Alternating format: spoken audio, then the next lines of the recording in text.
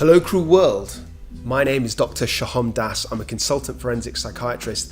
I assess mentally disordered offenders for a living, so that you don't have to. Ted Kaczynski, aka the Unabomber, killed 3 individuals and wounded 23 over almost 2 decades as a one-man terrorist. He was a child genius with an IQ of 167, and he entered Harvard University at 16 years old. Some forensic psychiatrists believe that he had paranoid schizophrenia, but some didn't. In this video, I will tell you what I think. So first, a bit of background about his crimes. Then I'll give you my psychoanalysis. So what were the Unabomber's crimes? The bombings started in 1978 and they carried on till 1995. Most of Kaczynski's victims were either academics or they were businessmen connected to the field of computer or technology. And he would made hand-delivered sophisticated bombs. He made about 16 of them altogether. The very first was directed to a professor of materials engineering called Buckley Christ, and it was left in the lot of a University of Chicago parking lot with the victim's return address, and so it was sent back to the victim. And then Christ found it, thought it was a little bit suspicious, gave it to the police opened it, and it exploded, causing only minor injuries. The second bomb was sent a year later to another university, and it was concealed inside a cigar box which was just left on a table. And again, it caused minor injuries, and that was to a student who opened it. It's like my mama always said, never leave cigar boxes unattended, and I thought she was just kidding. Kaczynski even made a homemade pipe bomb which got onto the cargo hold of an American Airlines flight in 1979, although it actually failed to explode. So to give you an example of one of his more severe efforts, there was a multinational public relations and communications firm named Brunson Marsteller, and it had an executive named Thomas Mosser. So in 1994, he was killed after opening a nail bomb that was sent by Kaczynski to his home address, which was in New Jersey. Kaczynski wrote to the New York Times and said that he'd send it because of Mosser's work, which included repairing the public image of Exxon after the infamous oil spill which occurred in Alaska in March 1989, where an oil tanker struck a reef, bleeding out more than 10 million gallons of crude oil. In 1995, after he had done decades of bombing, he was known as the Unabomber, which is short for the University and Airline Bomber.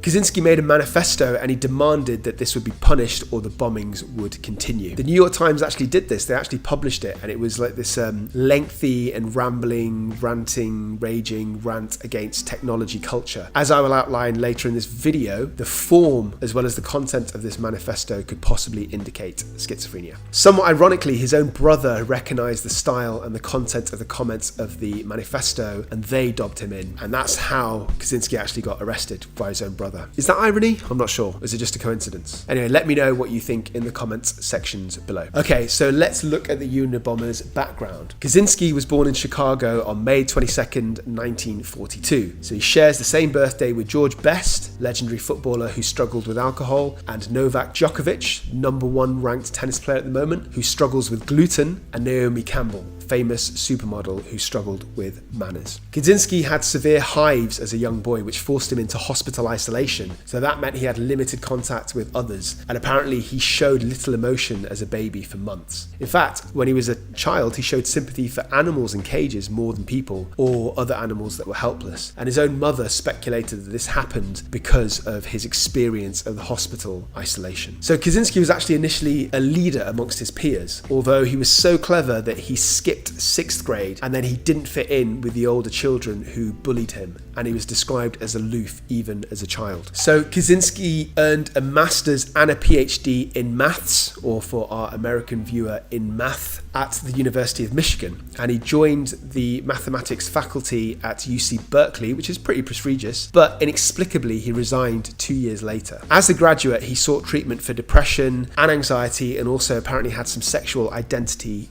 confusion issues. From that point onwards, Kaczynski withdrew from the world. He made himself a log cabin in the Montana woods without running water or electricity, and he just sort of got by with very little means apart from money that his family sent him and just doing odd jobs here and there. So now let's look at what happened during his trial, including the psychiatric perspective.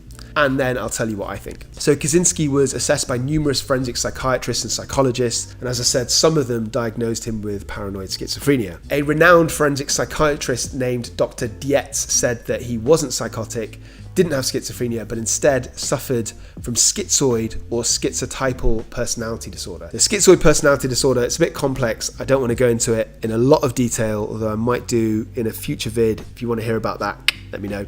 Briefly, I'll describe it as follows. It's a chronic and pervasive condition, like all personality disorders, and it's characterized by social isolation and a feeling of indifference towards other people. So people who live with this disorder are often described as distant or withdrawn. They tend to avoid social interactions with other people. So it's quite similar to negative symptoms of schizophrenia, but the difference would be that in schizophrenia, there would typically also be positive symptoms at some point, like delusions or hallucinations. Incidentally, Dr. 𝐏𝐬𝐲𝐝 has crept up in another one of my videos because he was very instrumental to the evidence of another case which I've done a video on, and that's the case of Andrea Yates, who suffered from schizophrenia. Go check out that video. So Dr. 𝐏𝐬𝐲𝐝 gave very poor quality testimony in Andrea Yates' case, which led her to initially being found guilty of murder of her own 5 children, and then she went to prison. But then later this finding was overturned because people found holes in Dr. 𝐏𝐬𝐲𝐝's testimony, and then later Yates was sent to hospital instead of prison where she currently is,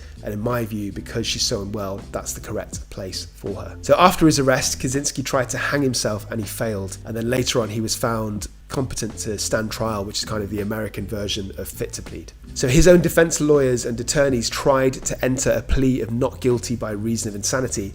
However, Kaczynski himself refused this and denied that he was mentally ill. What is that all about? So there's a few different scenarios here. One is that he was not unwell, or alternatively he was unwell but he lacked insight. And that's actually very common with people with schizophrenia.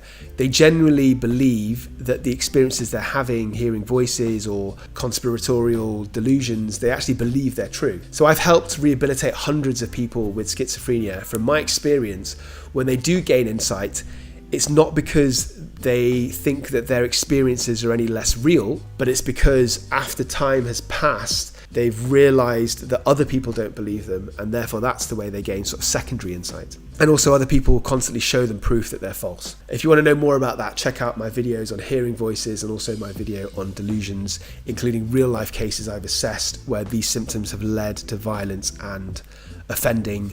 Obviously, I've anonymized the patients out of respect for patient confidentiality. Anyway, I ask you, what other YouTube videos tells you about their real life patients? Who has the balls to do that? Another perspective about Kaczynski denying he's mentally unwell could be that he was so invested in his ideas, in everything he wrote in his manifesto, that he didn't want his ideas to be discredited by him being diagnosed with a mental illness, regardless of whether he actually believed that he was mentally ill or not. Just as an interesting point, Kaczynski had the longest and most expensive investigation in the history of the FBI up until that point. So he ended up serving a life sentence without the possibility of parole, and he was in a prison in Colorado. Interestingly, in prison he became close friends with the perpetrators of the World Trade Center bombing and also the Oklahoma City bombing. So you got to ask, with friends like those, who needs enemies? So life imprisonment, by the way, means he'll spend the rest of his life in prison, as opposed to other life sentences where a prisoner serves a minimum term known as a tariff and could potentially be released later on when they're deemed that they're safe. But after they're released, they're supervised and observed for the rest of their life, hence life sentence, by probation services. If you're interested to know more about how that all works, then you should check out my video, quite a recent one, on Colin Pitchfork, who is a double child rapist and double child murderer who was released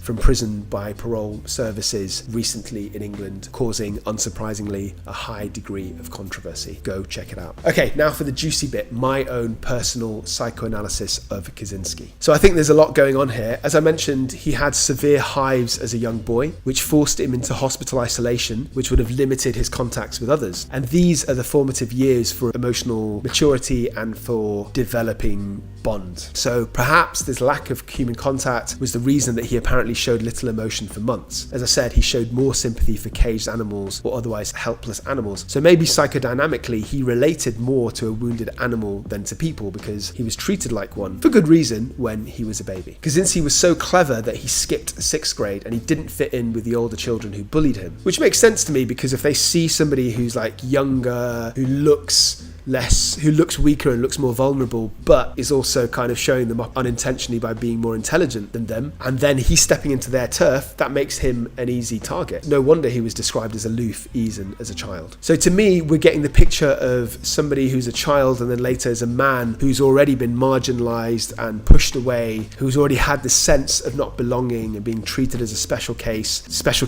being ill when he's a baby, special case of being this like freak of intelligence as a schoolboy. And then as a graduate, he sought treatment for depression and anxiety. As I said, he has some sexual identity confusion issues. So to me, this all contributes to his identity crisis. It all makes him even more alienated. Now, Kaczynski joins the mathematics facility at UC Berkeley, and then he inexplicably resigned 2 years later. And that's the point where he started withdrawing from the world. He went into the Montana woods, lived without running water or electricity, and he survived off very little means.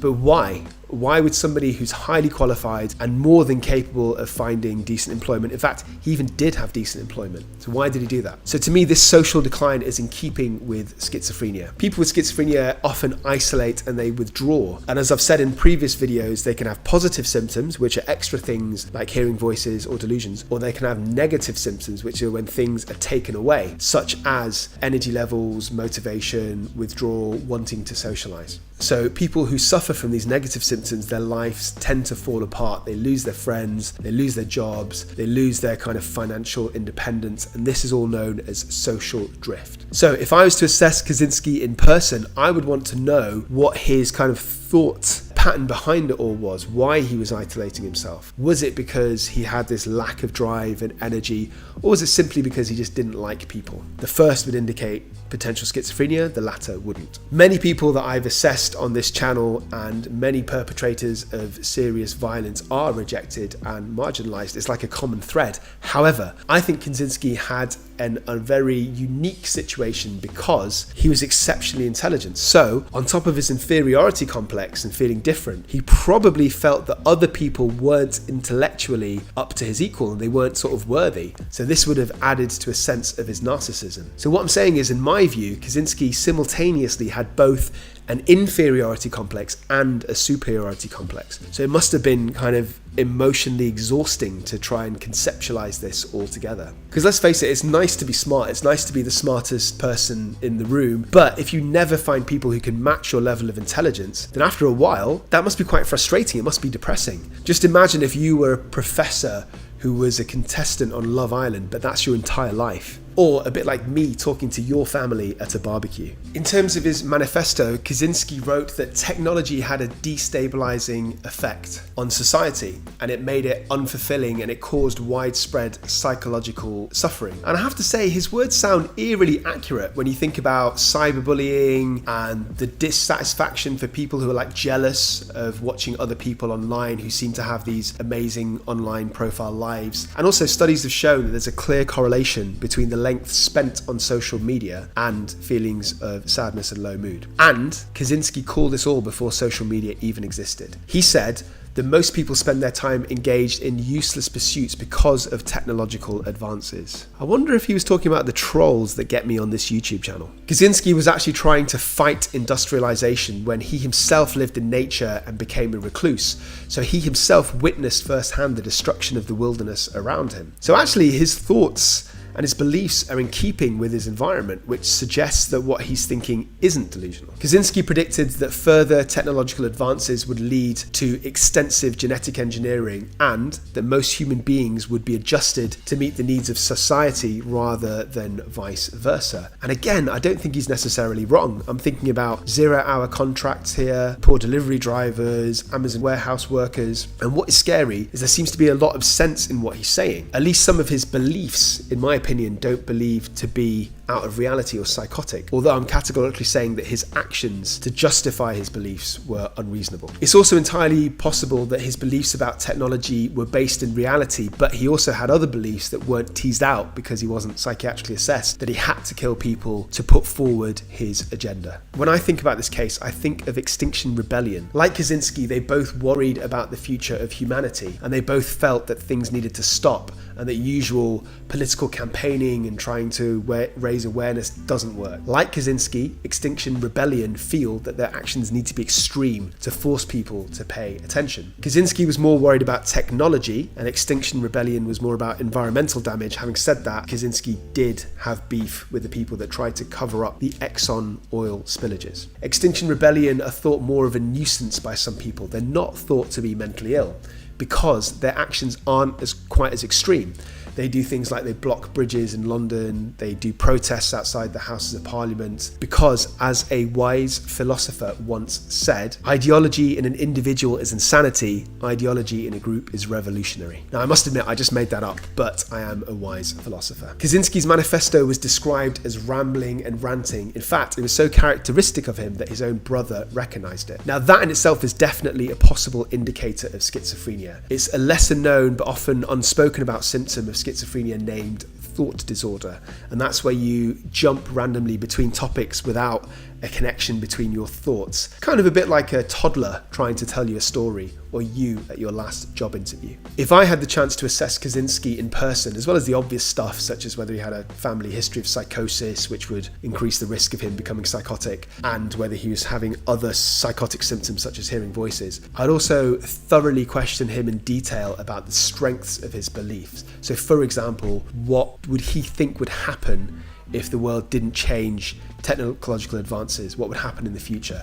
Would it be, for example, that people would be more isolated and technology would damage humans' emotions and connections in society, which is probably true and not psychotic? Or, for example, would it be that mankind would die and technology and computers would take over, which would be delusional, unless, of course, you are John Connor. There's no fate except for what we make for ourselves. Hey, do you know? What's wrong with Wolfie? So, was Kaczynski actually psychotic? If you notice, I've been dodging this question more than Floyd Mayweather dodges his punches. Firstly, I point out that Kaczynski is not criminogenic. So he's not somebody that's got a long history of violent offending outside of his bombs. He doesn't get into fights. He doesn't seemingly take perverse pleasure in hurting others. It's all about his ideology. So in my view, there's two possibilities here. Either Kaczynski was preoccupied with his intense beliefs, which, as I've said, the beliefs themselves are not unreasonable, though he was willing to do very extreme, unreasonable things to get attention for his cause, which in itself is not psychosis, not schizophrenia, it's not mental illness.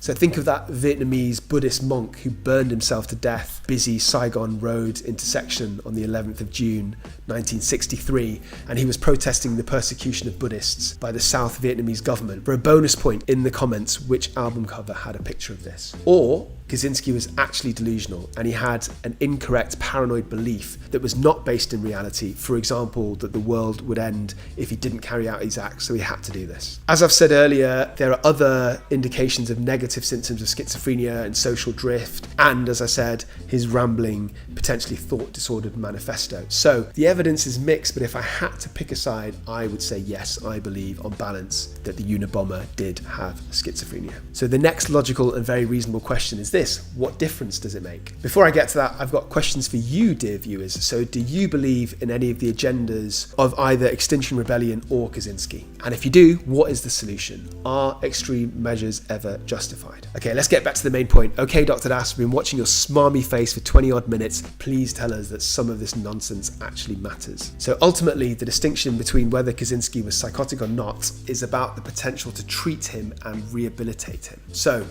it goes without saying that what Kaczynski did was extremely dangerous and that he needs to be contained for the safety of society. He needs to be punished for moralistic reasons, obviously, but also as a deterrent for any other budding terrorists. And if there are any of you out there watching this, remember, bombs just ain't cool, man. Okay, so here's the important bit, so pay attention, kids. If his actions were not related to psychosis or delusional behavior, then Kaczynski's probably never going to be rehabilitated. There's no point in sending him to a psychiatric hospital. He should and will stay in prison where he will die. But crucially, if this was related to delusional beliefs from schizophrenia, and if they were treatable with medication and therapy, then potentially he can be rehabilitated. This could have been addressed at trial, and he could have been sectioned to a hospital instead of prison. This is the exact kind of thing that I give evidence for as an expert witness in criminal courts. So could he potentially be released? Yes, potentially. So I really stress potentially because it depends on a number of numerous factors. So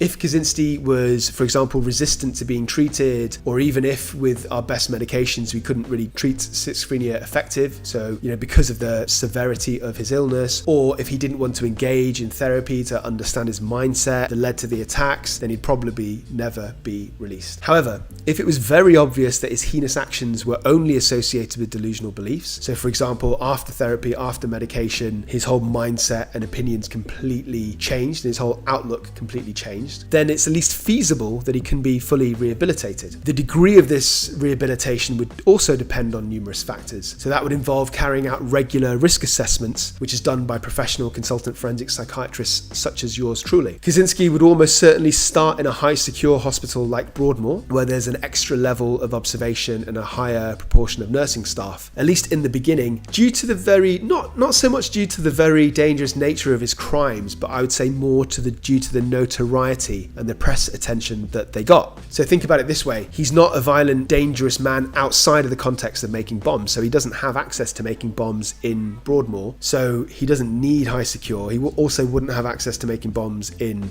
a medium or low secure unit. He would still be in a locked ward, still be observed. But the reason he needs a high secure unit like Broadmoor would be because of the notoriety. He'd be a target, there'd be a lot of media attention. However, further along the line, if he did get rehabilitated after many years, potentially he could step down to a medium or a low secure unit. So in this kind of environment, he would have less restrictions and he could potentially have leave, like escorted leave, at least in theory. And it's even possible that he could eventually be released. Again, it's ultimately the decision of the consultant forensic psychiatrist in charge. Obviously, after release, he would have to be very closely monitored. He'd probably be given antipsychotic injection medication on a regular basis to make sure he's being medicated. He would also be assessed psychiatrically to look at his mental state regularly. And psychiatrists and psychologists would question his overall thought patterns and beliefs to make sure he doesn't have a return of these hostile, vengeful, hateful, murderous kind of ideas and preoccupations. So that might sound quite extreme that he could be released, but I've certainly seen cases in my career of people who have committed murders who've eventually been rehabilitated and have been released. Well, I should say none of them were quite as intense and high profile or attention grabbing as the Unabombers. Again, I want to just really emphasize that if he was to be rehabilitated and released, it would only be if his actions were in the context of mental illness only. So before I conclude this episode, I'm quickly going to introduce you to a channel. This is A Psych for Sore Minds, your one-stop shop for information about mental illness and about criminality, hosted by moi, consultant forensic psychiatrist. I assess mentally disordered offenders in courts, prisons, secure psychiatric units. I act as an expert witness for criminal court trials. This channel addresses a whole range of issues, some dealing with criminality, some dealing with more common mental health issues. I interview people, ex-patients. I talk about my old cases, anonymizing the patients for patient confidentiality. I address individual diagnoses. I look at our high-profile true crime cases. What I'm trying to say is basically there's something for everybody on this channel. Go check it out. Spread the love. Tell everybody that you've ever met for the rest of your life about this channel because they deserve it. Also, please subscribe to this channel. Not only does it help me out immeasurably, but it actually makes your dreams more pleasant, guaranteed. So to conclude, I'm in no way approving of Kaczynski's acts. Hopefully this video will help you understand some of the relevant factors. In summary, I can absolutely see where a certain set of circumstances where a lot of things are aligned, where Kaczynski, if he had schizophrenia, could potentially be rehabilitated and released into society. But to finish, I'm going to leave you guys with a scary thought. If Kaczynski wasn't psychotic, and if he was actually thinking about the bigger picture in the long-term development of humanity, the guy's got an IQ of 170, so he is probably more intelligent than you or I. And we may be only condemning him and imprisoning him, but we might be ignoring his hyper-intelligent predictions of the future. Dun dun dun! Right, subscribe. Not only does it help me out immeasurably, but it makes your deltoids more bigger and well-refined. Just want to mention that I'm going to be in CrimeCon in September in London. It is a huge convention for true crime enthusiasts. I'm going to be doing a talk there. I'll also be on Podcast Row. Come and meet me in person, discuss my videos. And also there's going to be talks from a whole range of people within the industry, from investigative journalists to reporters to podcast makers to YouTubers to detectives, etc., etc. Until next time, stay euthymic, and please remember, I love you.